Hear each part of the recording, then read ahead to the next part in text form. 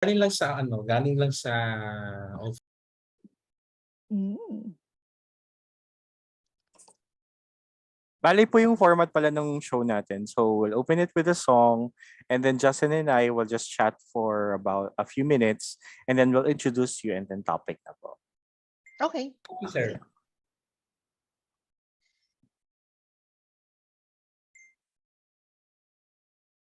Do you want us to rename ourselves or? Hindi naman po makikita. Hindi pala. Apa. Oh, it's what do they see? Your Zoom name will not appear on the broadcast. Oh, okay. Na-send ko na, Father Raymond. Yun. Thank you, ma'am. Thank you. Billy, andyan ka na?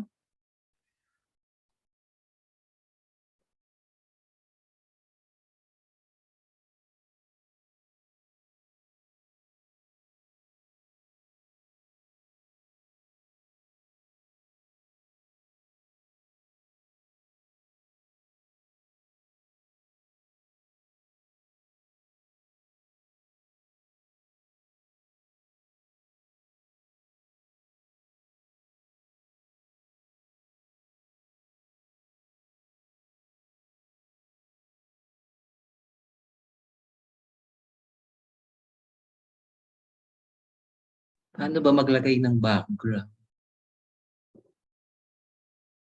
Hello, Sir Billy, download mo. Naka-download na. So, Nasa chat ka change ba? virtual Pwede may background. download Go sa to chat. video. Go to Video, tapos change virtual background. Ayun. Sabi sa choose virtual background. Tapos add image. Alright. Oh my God.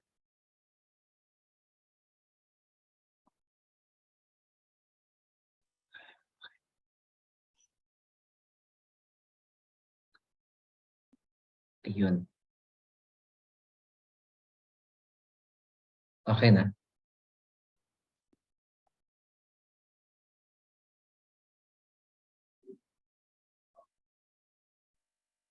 Okay na.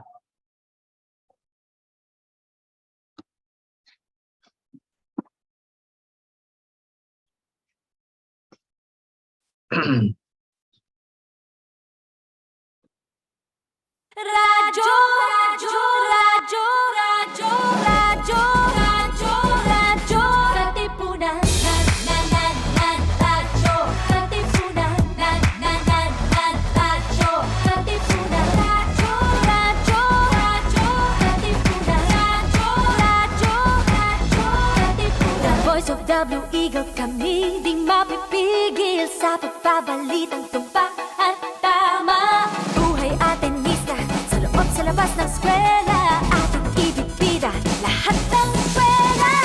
Radyo, radyo, Katipunan, radyo, radyo, Katipunan, radyo, Katipunan, Katipunan. Kawal ni Ignacio, Katipunero sugod, todo sa kayod, punong at tulong. Di Pagda Blue Eagle, galing hiting at tigil.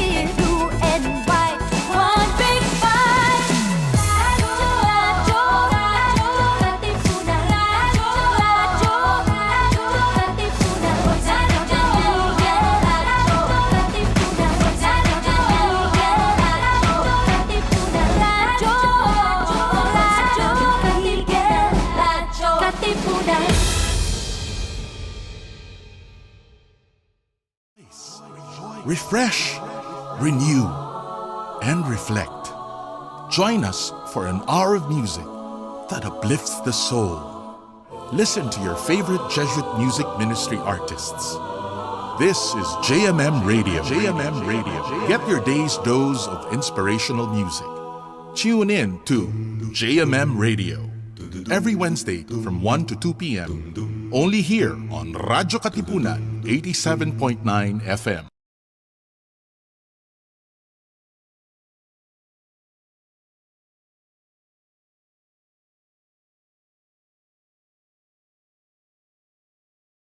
Sanlibo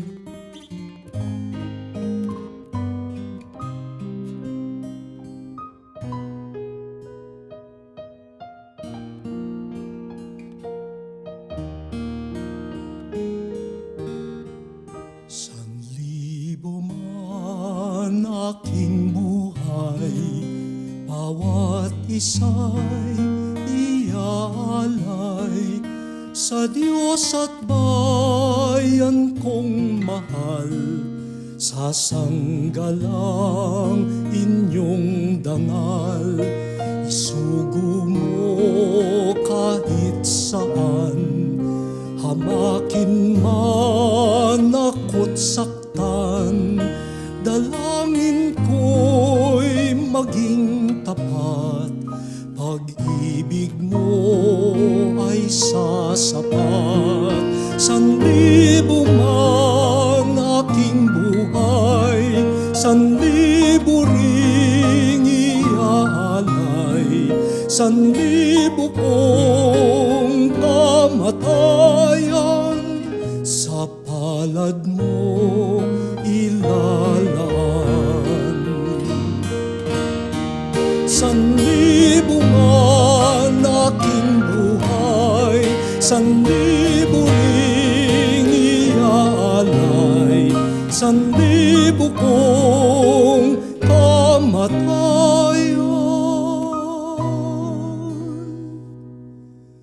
sa palad mo ilalaan.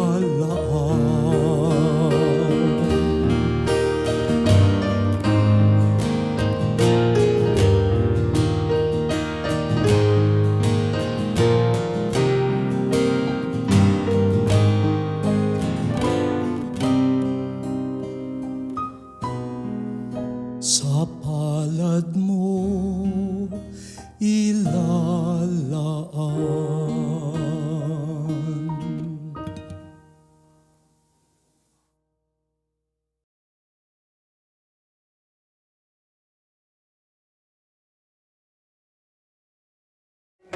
You have just heard a song from the Jesuit Music Ministry.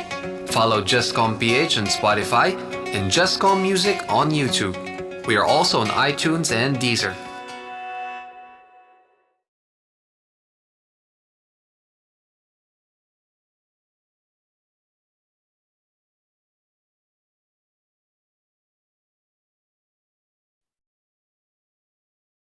Okay, magandang gabi po sa inyong lahat. Welcome to JMM Radio, the radio program of the Jesuit Music Ministry. Ako po si Lester Mendiola.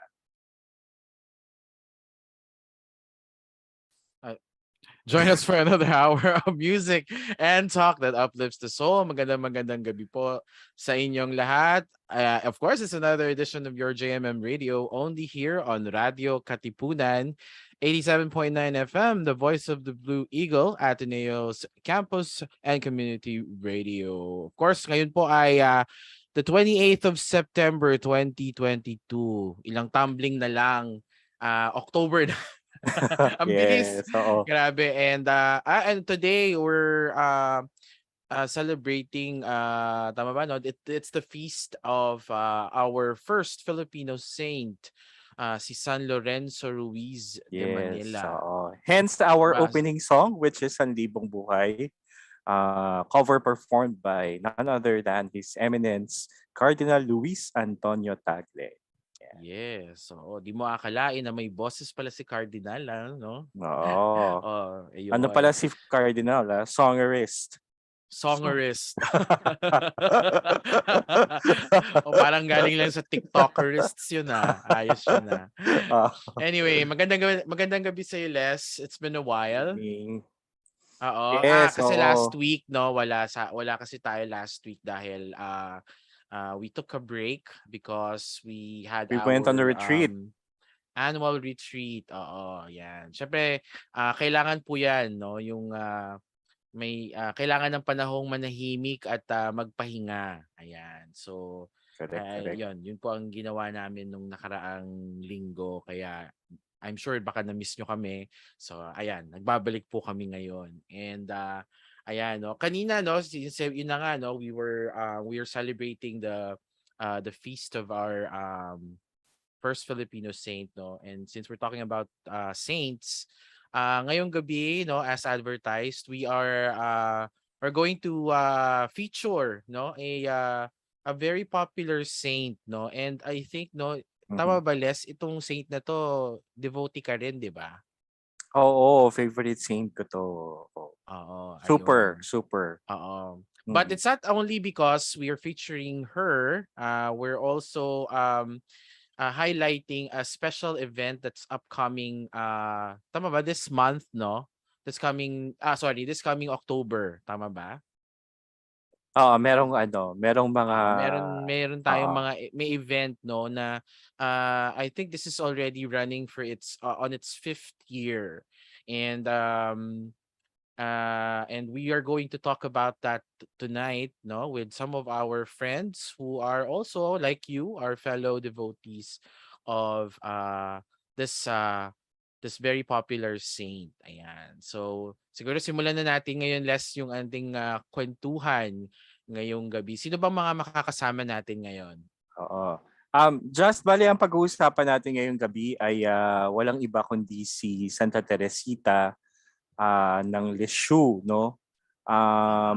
Siya ay kilalang patron ng mga misyon. And tapos according to our research pati ng mga florists, kasi parang isa sa mga sign na binibigay niya that she's going to grant what you're praying for is she's going to, parang you're going to receive a rose. Oh, Yeah, okay. oo. So, parang may tangible expression na okay, yes, I prayed for your intention and it will be granted. Ganyan. So, ang mga guests natin ngayon kasi malapit na yung feast ni Saint Therese sa October 1. Tapos we are actually tapped to help out in coming up with a theme song for the visit of her relics. So yung makakasama natin ngayon ay mula sa National Organizing Committee ng 5th Philippine Visit of the Pilgrim Relics of Saint Therese. Ayan. Ayun. Ang pagkakaalala ko Therese yung pronunciation talaga niya. Kasi nung parang nagpunta kami sa Lisieux, that's how people pronounce it. Pero parang medyo confusing kasi 'di ba merong ganun yung pangalan niya. Oo. Sa mga of course sa English parang Therese, no? Pero sa mga French, no? Sabi ng bubuit kong French, Therese de Lisieux. Sosyal. Therese de Lisieux. Pero may mas mahaba pa pala siyang name na yung mismo kasi she's also associated with the child Jesus and the Holy Face. Correct. Kaya ang full name, saint name niya ay Therese de l'Enfant Jésus de la Sainte Face. Yan, di ba? Nagpapakitang gilas. Ano yun? Pero sabi ng research natin, kasi yun nga, si Saint Therese ay isang French Catholic Discalced Carmelite nun who was widely venerated in modern times, known as the Little Flower of Jesus or simply the Little Flower. Kaya siguro nga patron siya ng mga florista, And in French as La Petite Therese. Ayan. Correct. Okay. Anyway, sige. Pag na natin, siguro baka magandang makilala din natin siya sa pamamagitan ng ating mga panauhin ngayong gabi. So, pakilala mo na Les ang ating mga makakasama. We are jam-packed with guests tonight, and I think it's their first time on Radyo Katipunan, no? So unahin natin ang promotions at committee spokesperson nitong organizing committee, si Reverend Father Raymond T. Tapia. Hello, Father. Good evening po. Magandang gabi po sa inyong lahat. Good evening, Father, and welcome to JMM Radio. Ayan. Ang susunod po nating makakasama ay ang teka lang, wala ang kopya natin. Saan na yun? Ang susunod nating araw na to. ang susunod nating kasama just ay ang Liturgy and Catechesis Committee. Head yata siya or member, no? Si kapatid na Billy Del Carmen. Ayan. Magandang gabi po sa inyong lahat. Okay. All right. Next, we have the part of the secretariat of the National Organizing Committee. Walang iba kundi si Brother Froilan D. Torres, OCDS. Good evening, Brother Froilan. Good evening po. Good evening sa inyo lahat. Okay. And last but not the least, the Promotions and Publicity Committee member of the National Organizing Committee. Please welcome Miss Olivia Dizon. Magandang gabi sa iyo, Miss Olivia. Magandang gabi sa inyong lahat, and thank you to Radyo Katipunan, especially Sir Lester and Sir Justin, for inviting us to promote the theme songwriting competition. Yes. And of course, to get to know more about the devotion to Saint Therese, no? Dahil nga balita ko, it's a very popular she's really a very popular saint among Filipinos. Siguro diretso na tayo dun sa ano na yon, dun sa sinabi ko na yon, no. Yun yung una kong tanong. Bakit nga ba popular si Saint Therese? Where did the devotion to Saint Therese started, and why is she that popular somehow? Or siguro naman po lahat naman kayo ay deboto at ano rin, no. Of course, I'm sure you have your own stories of interventions through, of course, Saint Therese. So paano po ba nag-start ang devotion na ito dito sa ating bansa? Anyone can perhaps start? Brother Brother Froilan. Froy. Yes. Si Sinulog. Brother Froy ang Nag-iisip pa ako walking encyclopedia namin. kung anong saan magmumula, anong basis ang isasagot kung bakit siya naging popular. Kasi ang popularity niya nagsimula pagkalibing niya immediately, hindi pa siya santo, but then with the publication of the Story of a Soul, yung kanyang yung manuscript niya ng kanyang autobiography, yung mga nakakaalam sa inyo, mga customs sa mga Carmelite monastery, pag may namamatay na religious, nagpapublish ng parang circular para ipakilala kung anong naging buhay nitong religious na ito. No? So nung nangyari kay Saint Therese, ipapublish nga iyon, sobrang dami, 2,000 copies. Hindi nila makita, anong gagawin natin sa 2,000 copies ng kanyang biography? Baka mamaya, maano lang yan, matenga. But then, when people began reading what she wrote, the experience of God in her life, the following year and the coming year, may mga sumusulat na to request for copies of this, publication after publication. And because she died in 1897, so during the World War, First World War, napadala ito sa mga sundalo and lalong kumalat, so that I'm trying to find out kung paano kumalat yung popularity niya, no? So the soldiers in both sides of the war began reading and then having devotion, no?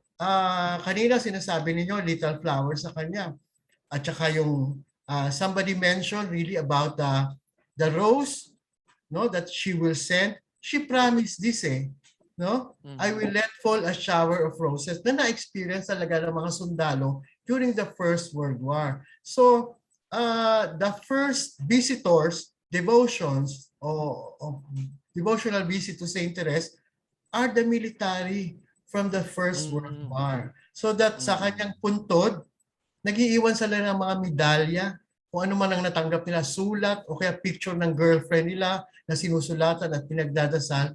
All these were collected, and up to now you can see these walls of medals from the world wars na iniwan ng mga sundalo to thank Therese.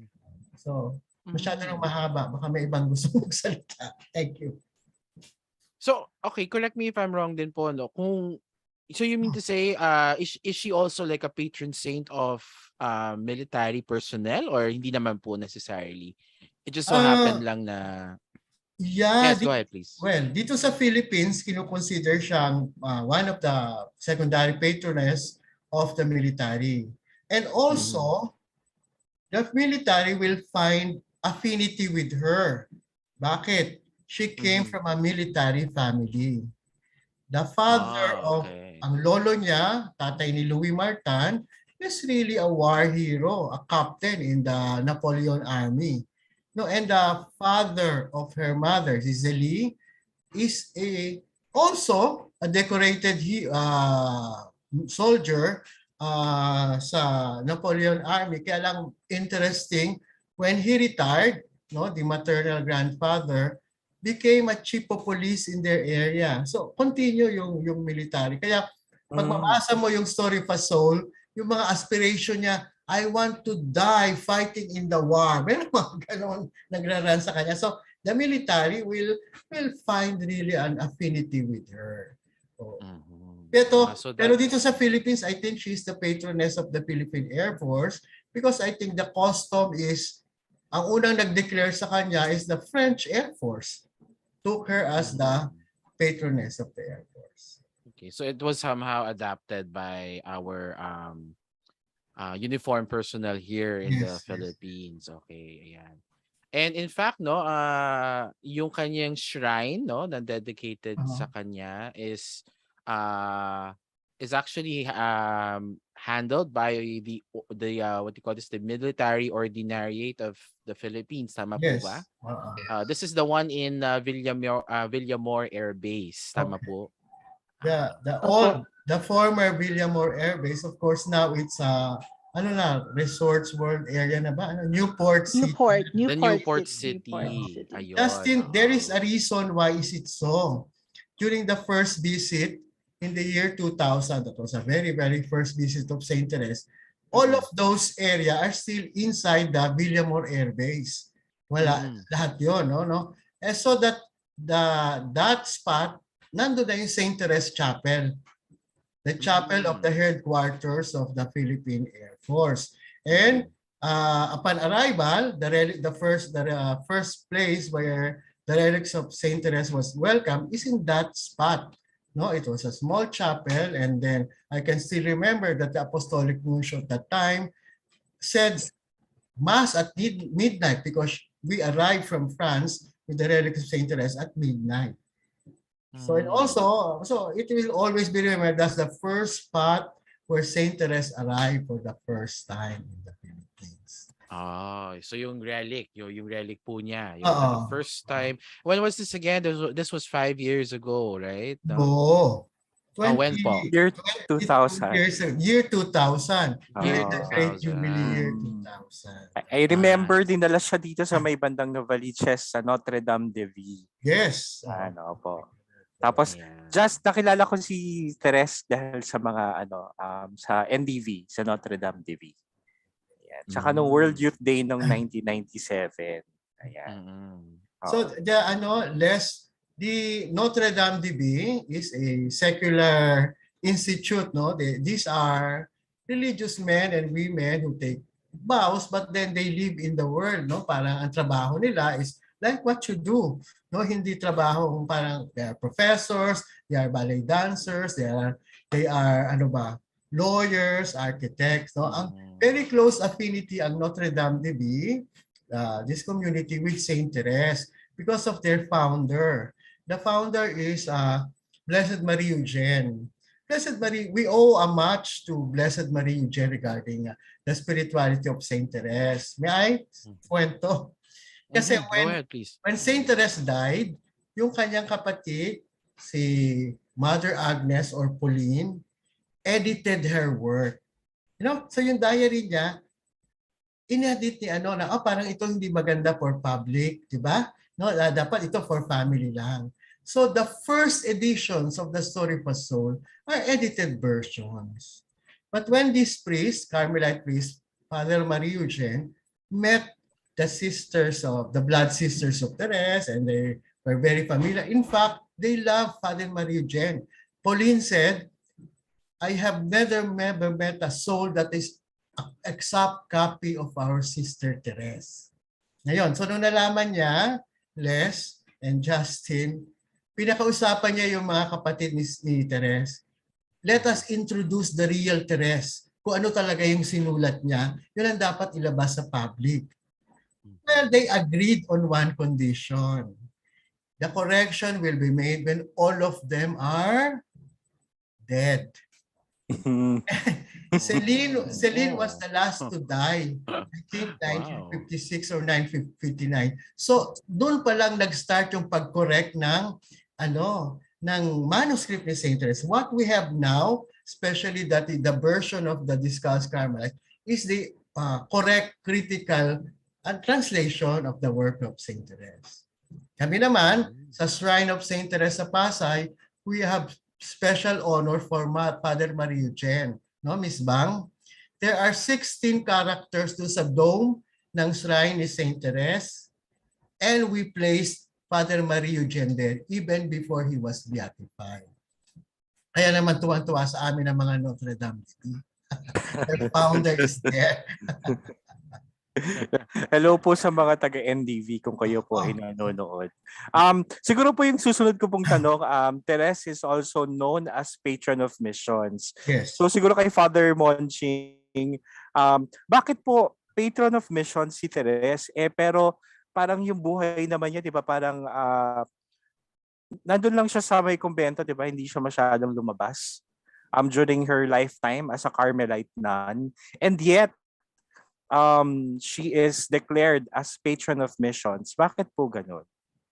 Hindi po sa inyong lahat. Magandang gabi po. No? Baka magtaka kayo bakit ito yung uniforme ko kasi chocolate po ako.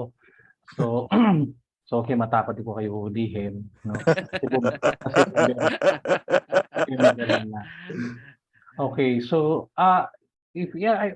nung mabasa ko yung kanyang autobiography, The Story of a Soul, he will be noticing she wanted to be a missionary. Say, Brother Froy can correct me with this kasi isa po isa OCDS, ako isa din Carmelite, no, bagong anak na priestly fraternity of the OCD fathers, no. Sabi ni Saint Therese, I want to go to other places, no, to spread the good news, no. Pero the irony is that she was inside the monastery. Pero it did not hinder her to be a missionary. Why? First, it was through her prayers. It was her prayers that made her a missionary. Kasi iba yung dasal. Kasi sa Carmel, talagang pag sinabi naming dasal, dasal talaga. Iba talaga manalangin ng mga Carmelite. Pangalawa, sinasamahan to ng sacrifice. Especially with the nuns, especially during the time of Saint Therese, ang kanilang fasting is every Wednesday and Friday. Correct me. Tama ba, Brother Froy? Wednesday, Friday yung kanilang Yes. Kanilang fasting. Saka pangatlo, si Saint Therese may mga spiritual brothers. Meron siyang may mga kasulatan siya, no? Kasi alam kung si Saint Therese ay nabuhay ngayon, di via Twitter na lang yan, no? Via Facebook. Pero noon sulat, no? Sinusulatan niya, no? Meron siyang seminarista na kasulatan na naging pare. Meron siyang paring kasulatan na nasa Africa, no? He belonged to the White Fathers, no? And from that we can see, no, that even though she was inside the monastery, yung kanyang missionary spirit was not hindered. It was her spirituality, no, that gave, no, ng lakas, no, especially dun sa mga pari na nasa mga lugar ng misyon. At ang maganda nito, yung panalangin at sakripisyo ni Santa Teresita, yan kumbagay lalong nagpaalab, no, nagpaalab sa kanyang pagiging misyonera, no. That is why, even though she was inside the monastery, she was declared the patroness of mission. No? Yung desire niya, no? Yung kagustuhan niya na mapalaganap, no, ang salita ng Diyos through her was simpleness, no? Yung pagdarasal niya, sakripisyo niya. Hindi man ako makalabas ng monasteryo, yung panalangin ko, yung sakripisyo ko, yung pagsusulat ko sa mga pari, sa mga brothers, na nasa mission, this will be my way of being a missionary. At hindi lang yon, even inside the monastery, she was a missionary, no, as well, no? Because I will recall, no, if you will be reading, one of in her autobiography, now there was an instance that there was this nun, the nun who has a different temperament, no?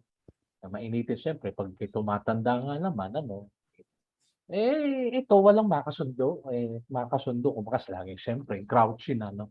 And then Saint Therese will always smile with this nun, no? And then dumating sa punto na itong madre, tinanong si Saint Therese, why is it that every time you will see me, you will smile? And then Saint Therese says, I see Jesus in you. Diba, this is the very essence of being a missionary. I see Jesus in you. So that is a beautiful, shall we say, inspiration from Saint Therese.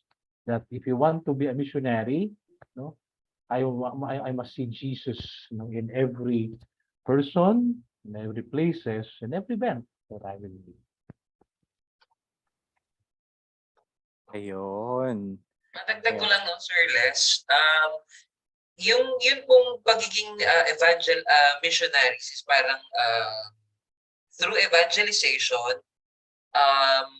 yung talagang purpose is to save souls and to preach the gospel. So si Therese, nung kanyang pagpasok sa Carmel, I'm sure Brother Froy will agree, na nung tinanong siya, why do you want to enter Carmel? Sabi niya, I came to Carmel to save souls and to pray for priests. So that's why nakikita namin na si Santa Teresita ay mainam na patrona ng misyon. Okay, oo. Para magandang dagdagan ko yung kay Brother Foy, dun sa why the spread of devotion to Saint Therese. Because ito lang, batay din sa research ko, in 1923, dumating ang mga Discalced Carmelites sa Pilipinas. And the first Carmelite monastery of nuns was established in Haro, Carmel. It was in Haro, Iloilo. And the monastery was dedicated to Our Lady of Mount Carmel and Saint Therese of Lisieux. Now, the foundresses of the monastery came from Hue, Vietnam. Sa Vietnam sila. And this is very significant because these French nuns who were from Hue, Vietnam, these were the French nuns that came from the monastery in Lisieux, where Saint Therese was, kung saan si Saint Therese nagstay. Doon siya nakasama. So, masasabi natin na kahit sa kasaysayan ng Discalced Carmelite dito sa Pilipinas, kumbaga, ang Lisieux Carmel ay ating lola. Kasi nanganak sa Vietnam, tapos tayo yung sumunod ay sa Haro. Kaya masasabi ko na talagang si Saint Therese, even in the history, talagang naka-embrace na siya sa Pilipinas. Hindi man, kaya nga, even though she died already, natupad yung gusto niya. Gusto kong maging misyonera. Ayun, nakapunta sa Pilipinas, di ba? May nagdag na kwento dyan, nabanggit na rin naman ni Father Raymond, yung tungkol sa I think si Brother Froy can tell the story of how the Carmel of Haro was established. Isang miraculous na story na I think si Brother Froy will be effective in telling it po kasi. Okay ba, Les and Justin? Sige po. Short story. Baka hindi na, we are promoting the songwriting, remember? Backgrounder. Okay. Para mas makilala po nila si Therese. Okay, good. Kasi si Father Raymond and Billy Olo mentioned that the Carmel in the Philippines, the origins, because actually, Therese wanted to come to Vietnam. Vietnam. China, because the Vietnam was then called French Indochina kasi under nila, kaya sila nagtatag ng mga Carmel doon. Therese already has letters, arrangement that she will come to become a missionary Carmelite. But then, of course, we know already she had tuberculosis and died, Sabi nga kung si Saint Therese nabuhay ng mahaba, baka nakarating sa Vietnam and the Philippines. Kaya lang less, so wala tayong Saint Therese, di ba? Anyway, ang sinasabi lang story is about the foundation of the first Carmelite nuns in the Philippines, which we also next year will be 100 years old. So the American Bishop of Haro Iloilo is Most Reverend James McCloskey. He attended the beatification of Saint Therese in April 29, 1923.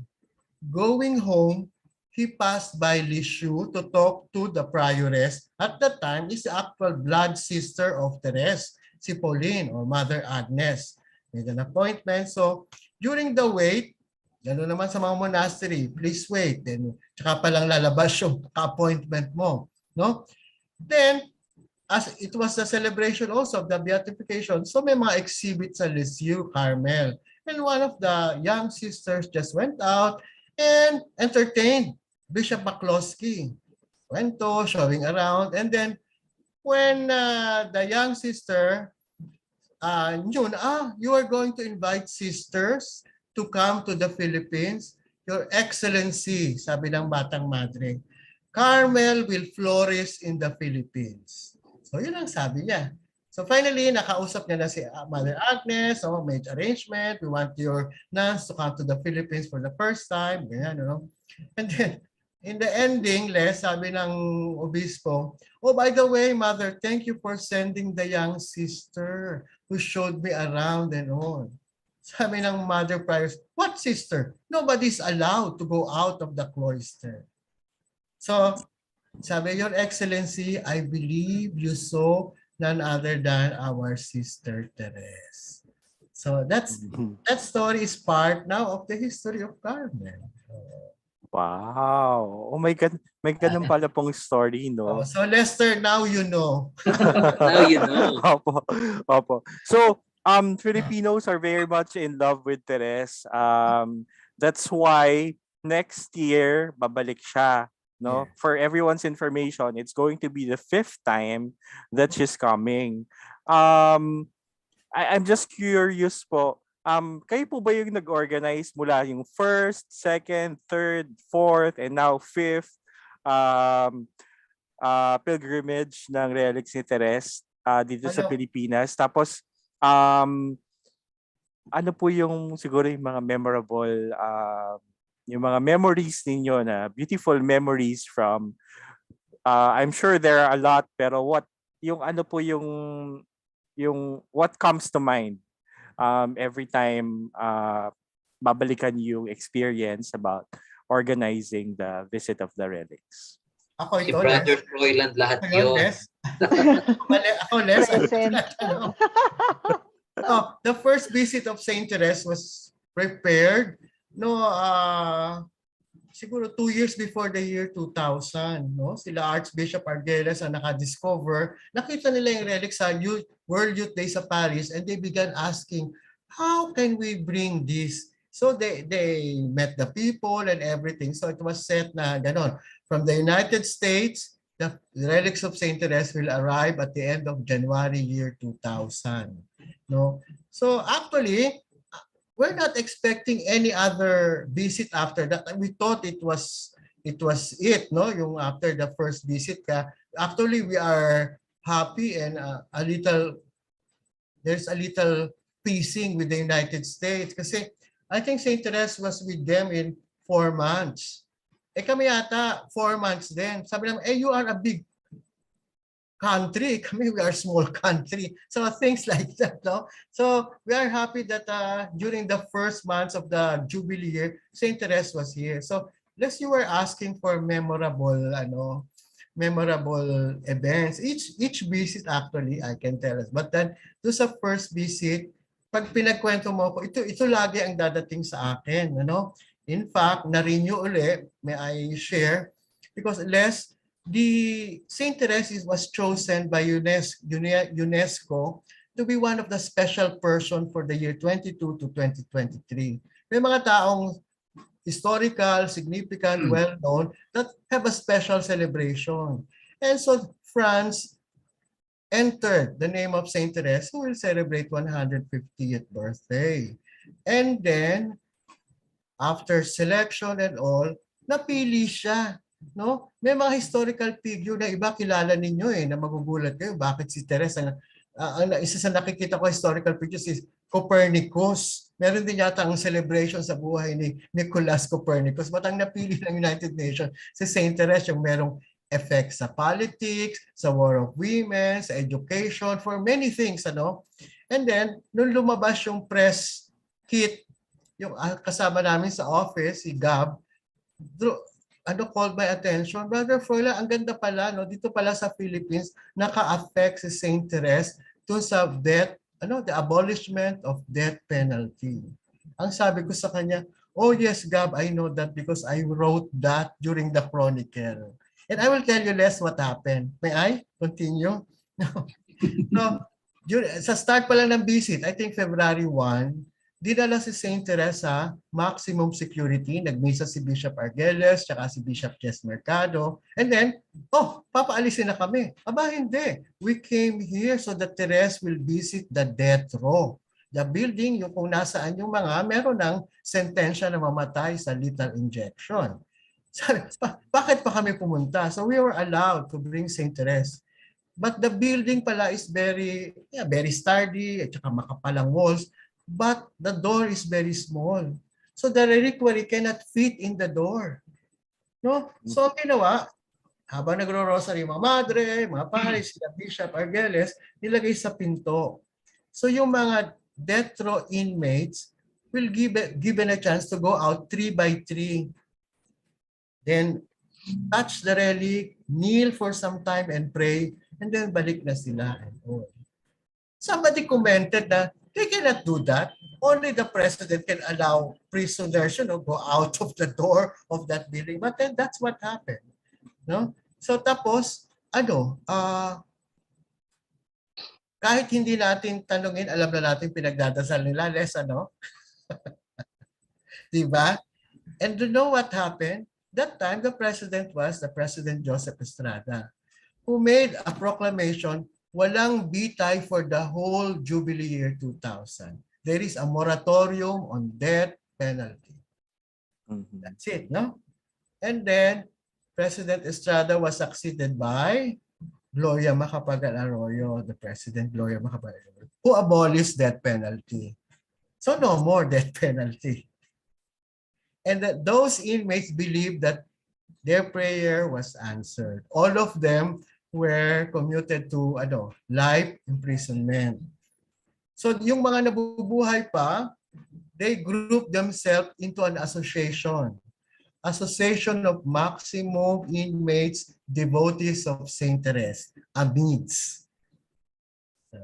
And yun, that was taken up by UNESCO as Saint Therese affecting politics in the Philippines. Wow, that's very interesting. That's the first time I heard about that, Brother Froy. How about the other members of the organizing committee? Oo naman. Si Miss Bang, opo. Ibabalik ko rin kay ano po Brother yung Froilan. ninyo? Memorable experience from Yeah. the visits of the relic. I think generally it's really how yung great affinity ng Filipinos kay Saint Therese. Makikita mo when they venerate the relics, they're very emotional about it, no? But tatawag ko ulit si Brother Froy kasi si Brother Froy, he was always with the relics in each visit, no? So kami, I got involved on the 2nd, 3rd, and 4th, and 5th visit. But merong kwento si Brother Froilan sa Bohol, Brother Froy, remember? Yung there was really a very, very lean catch of fish at that time. As in, walang-wala ang mga fishermen, ganyan. Tapos, when Saint Therese visited, sobrang haba yung pila ng mga tao na nag-venerate sa kanya, ganyan. And then when she was being transferred from Bohol to, I don't know, help me, Brother Froy, saan nga ba? Cebu. Cebu siguro. Oo.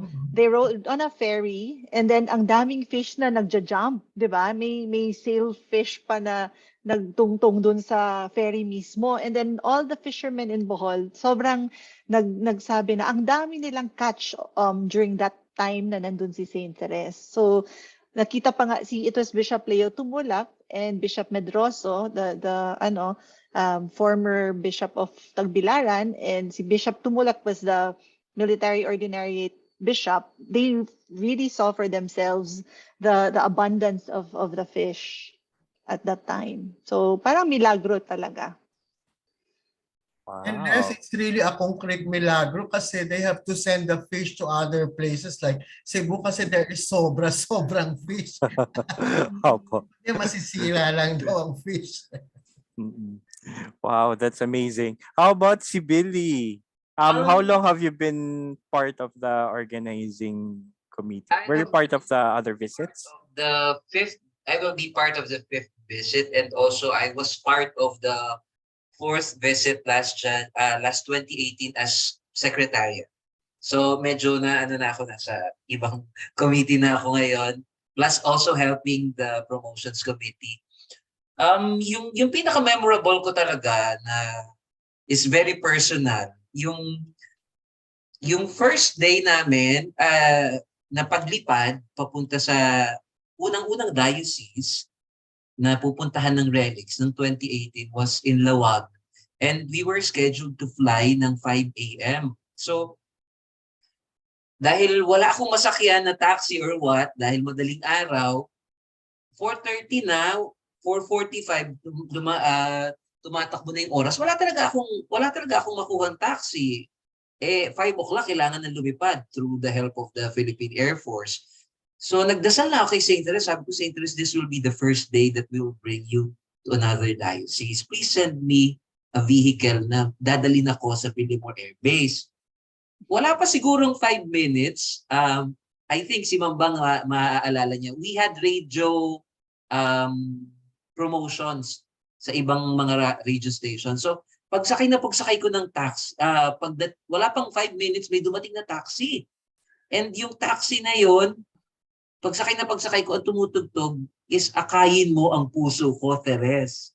So, yun yung very personal ko na miracle kay St. Therese. Number 2, yung hindi ka from Lawag, ililipad kami sa San Fernando, La Union ng Philippine Air Force. Pero hindi kami, sabi sa amin, in-advise kami na hindi daw pwedeng ilipad dahil maulap. So, ang sabi sa amin, ililipad po namin kayo papunta ng Clark. Then from Clark, magbabiyahe na lang kayo going to the Diocese of Baguio. So, medyo mahaba for us from Pampanga going to Clark.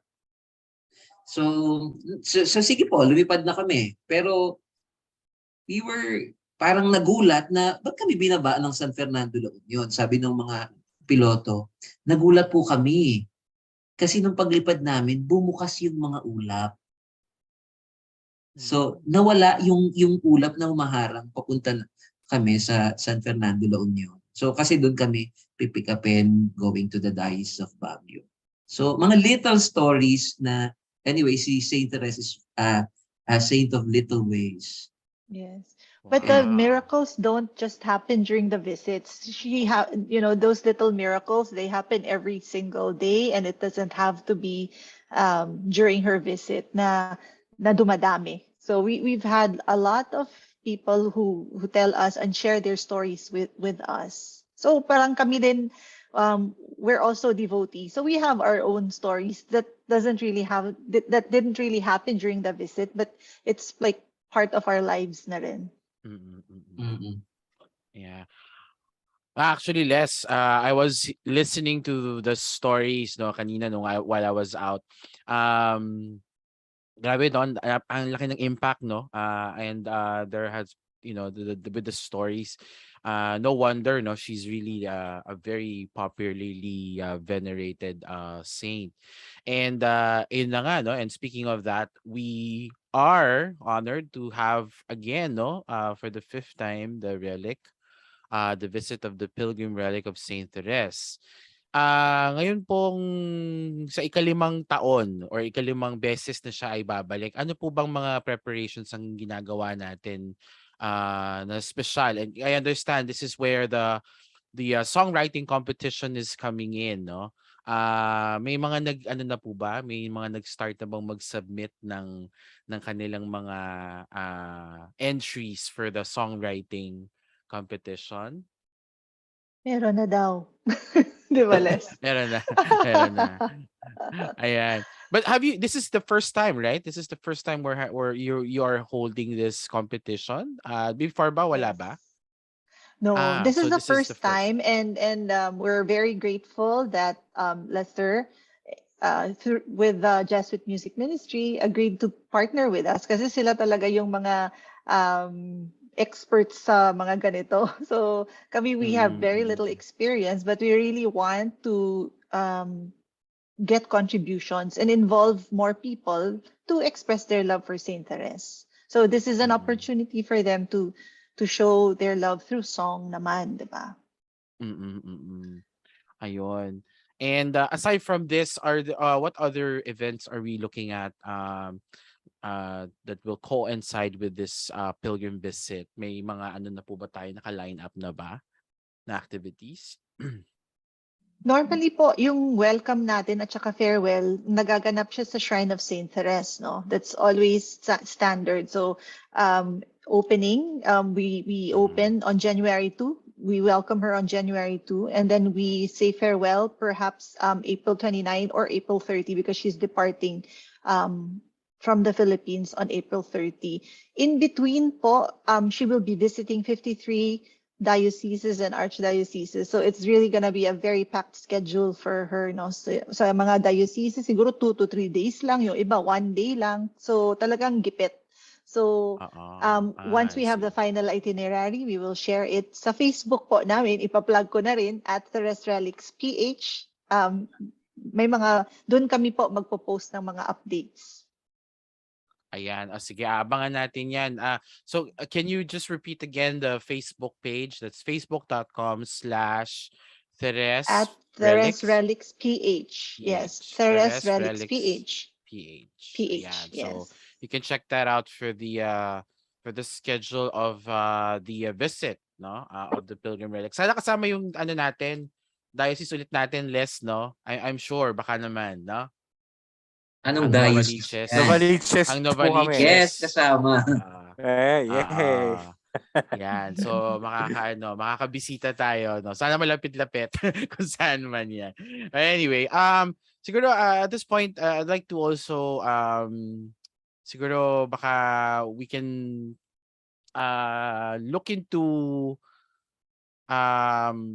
how can we further, or kung baga, how can someone who have no or less or little idea of who Saint Therese is would start knowing her, no? Kumbaga parang as a final word na lang siguro for our listeners, parang how can you as an individual devotee, no? How have you, or how can you more of how did Saint Therese help you, and how can you share this to others to get to know them, to get to know her, for them to get to know her? Siguro mag-start po tayo pabalik, no? Siguro we can start with Olivia, and then nasa po si Father Raymond.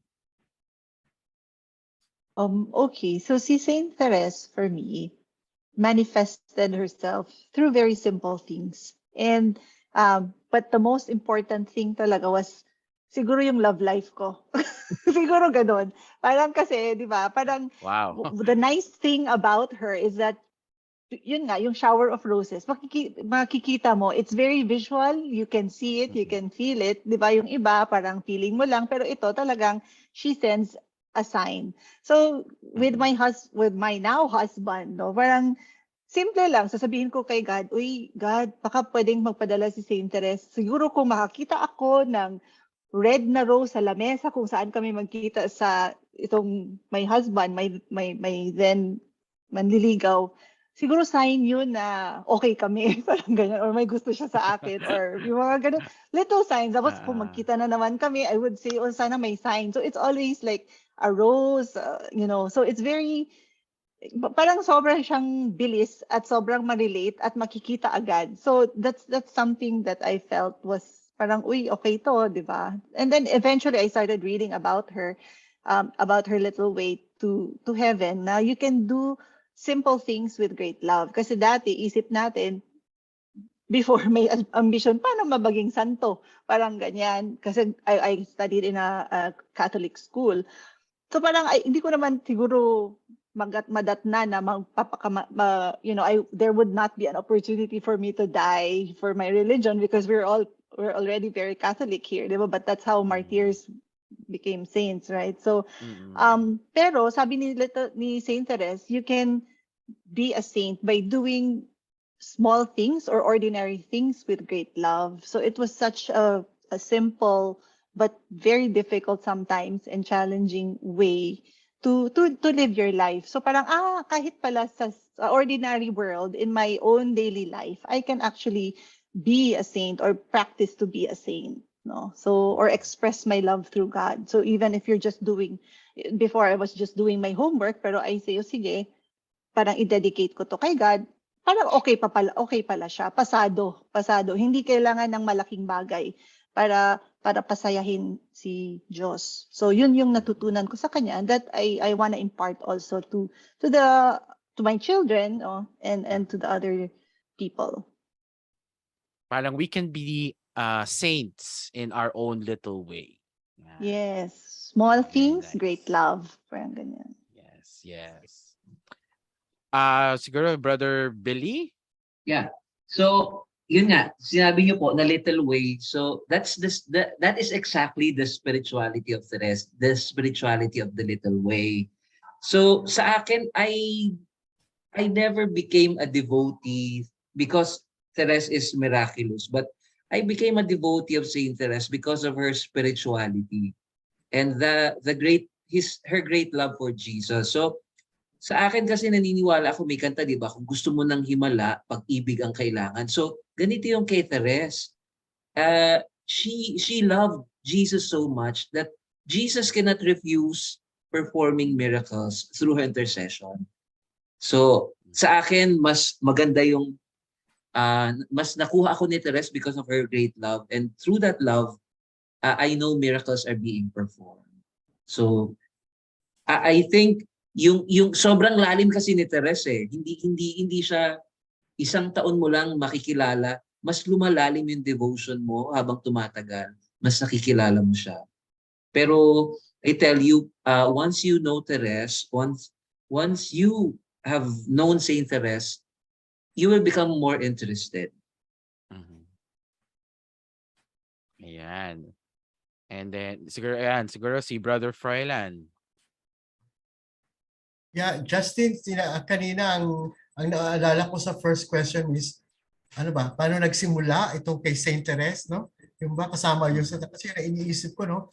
I'm trying to remember, more than 20 years ago, nung nagtatrabaho pa ako, they needed somebody in the committee for the visit na marunong mag-computer. Because 20 years ago, hindi pa ganun karami marunong mag-computer at mag-encode. So I volunteered. No? So the same with Billy. No, I was not a devotee of Saint Therese.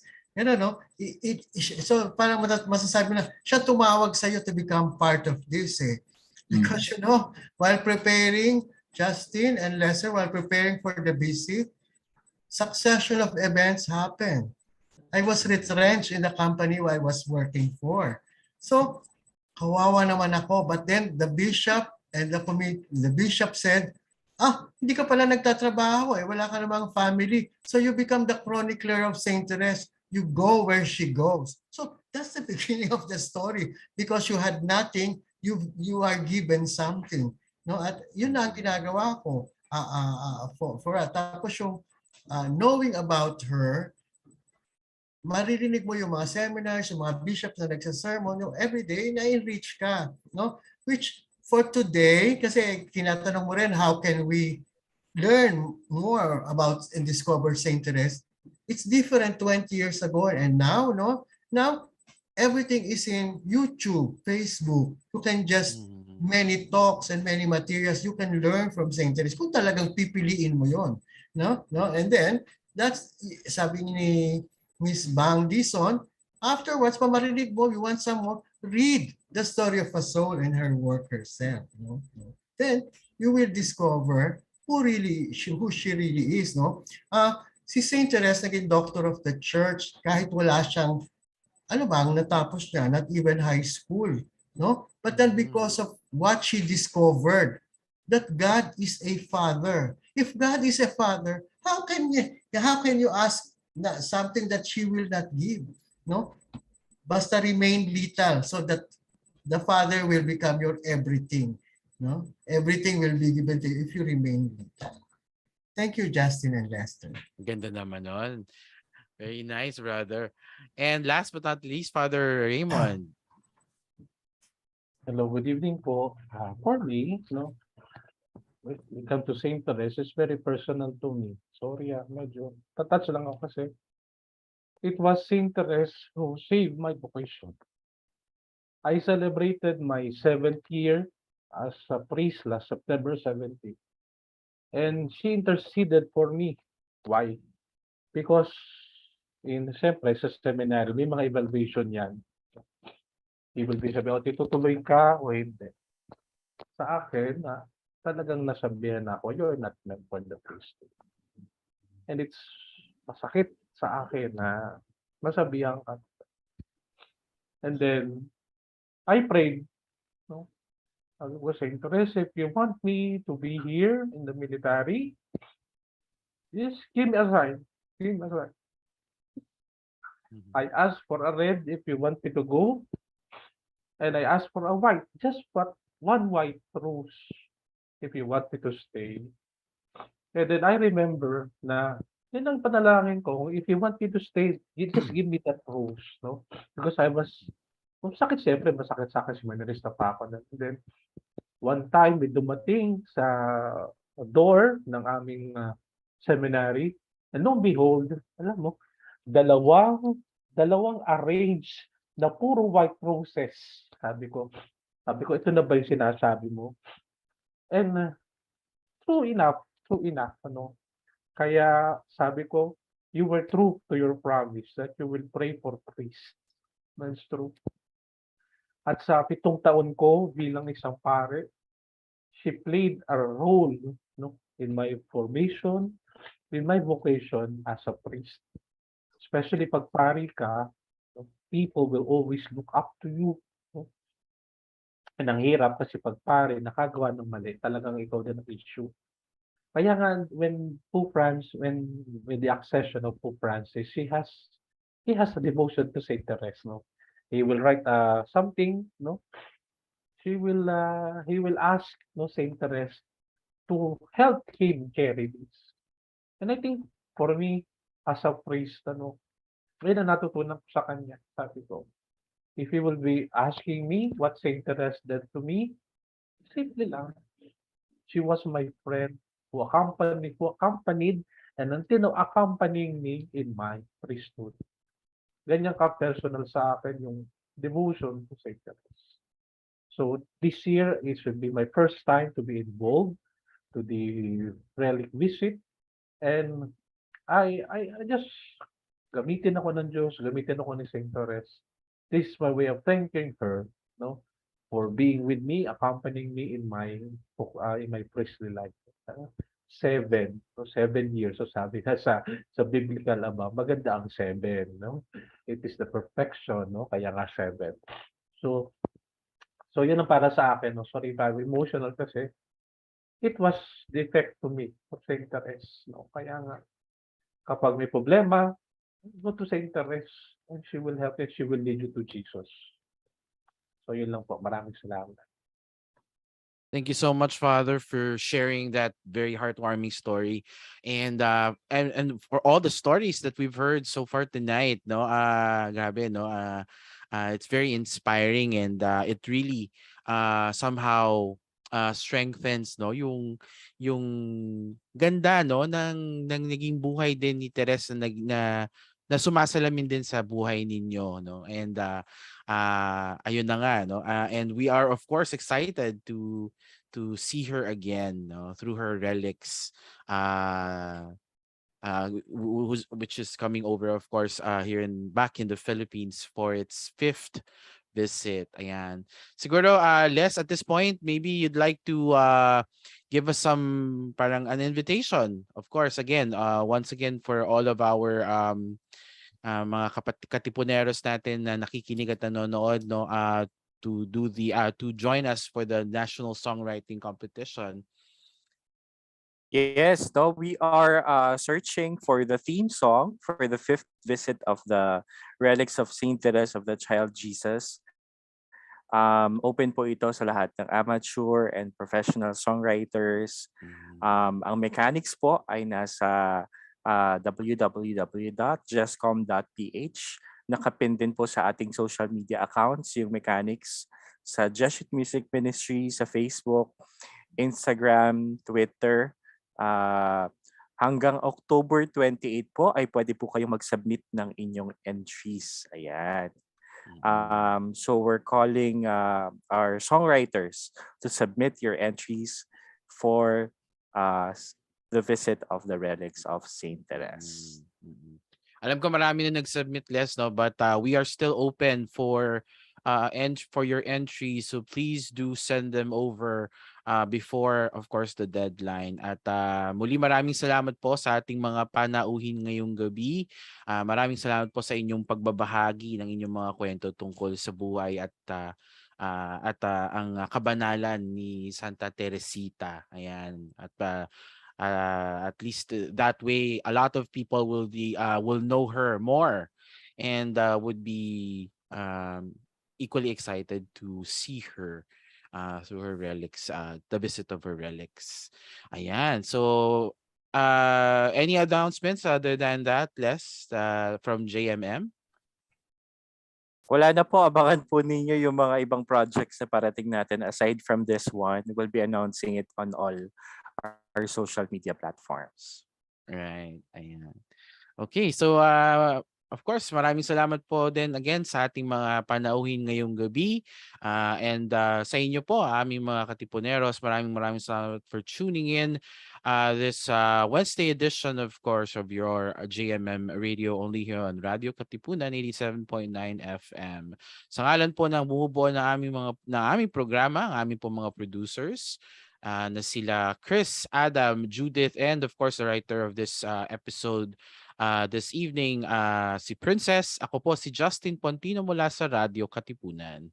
Sa ngalan po ng aking katuwang, sa Jesuit Music Ministry, si Kuya Raymond. Ako po si Lester Mendiola. At iwanan namin kayo ng awit. Ito ang You Fill My Heart, performed by Ogie Pinepayo. Lyrics written by Father Johnny Go SJ and music by none other than Father Arnel Aquino SJ. Good evening po. Good night, everyone.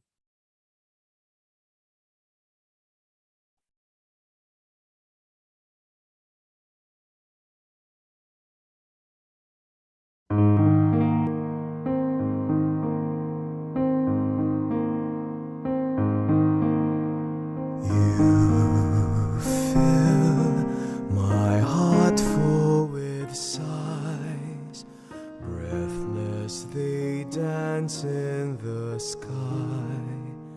And when you whisper your sad lullaby, tears fill my eyes.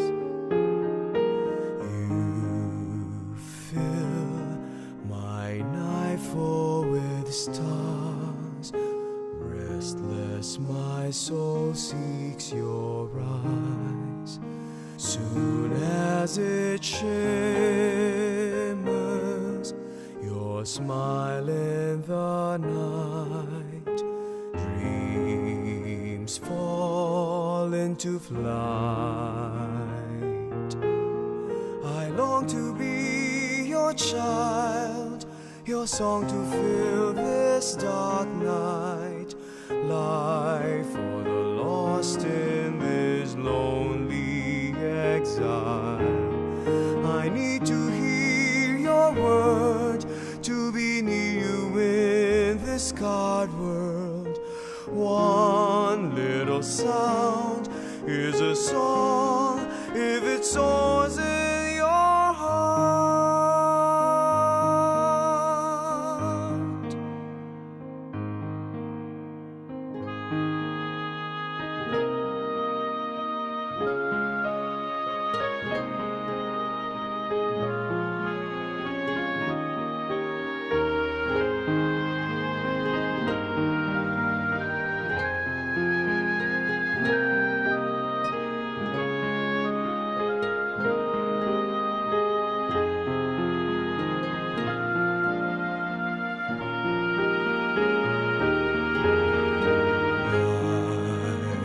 fill your world full with love.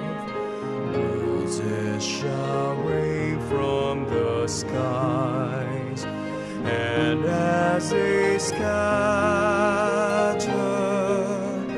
gather the flowers. He shall reign in our lives. As long as you're his child, his song shall fill your dark night. Light when you're lost in this lonely exile. We need to hear his word. Would you bleed to heal his scarred word? Your little thorn is a rose if it grows in his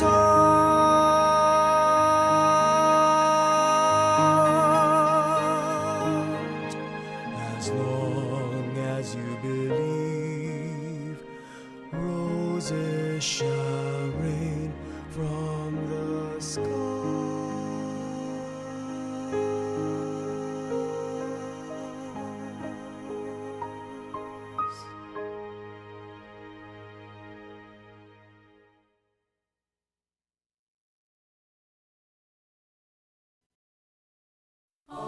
Rejoice, refresh, renew, and reflect.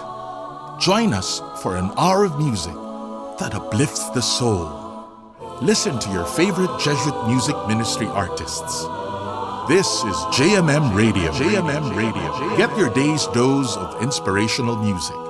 Tune in to JMM Radio every Wednesday from 1 to 2 p.m. Only here on Radyo Katipunan 87.9 FM. Radyo Katipunan. News, insights, inspiration. Radyo Katipunan. Down from the hill and down to the world. Radyo Katipunan. The voice of the Blue Eagle. Radyo, radyo, radyo, radyo, radyo, radyo, radyo, Katipunan. Radyo, Katipunan. Radyo, Katipunan. Radyo, radyo, radyo, Katipunan. Radyo, radyo, radyo, Katipunan. The voice of the Blue Eagle, kami din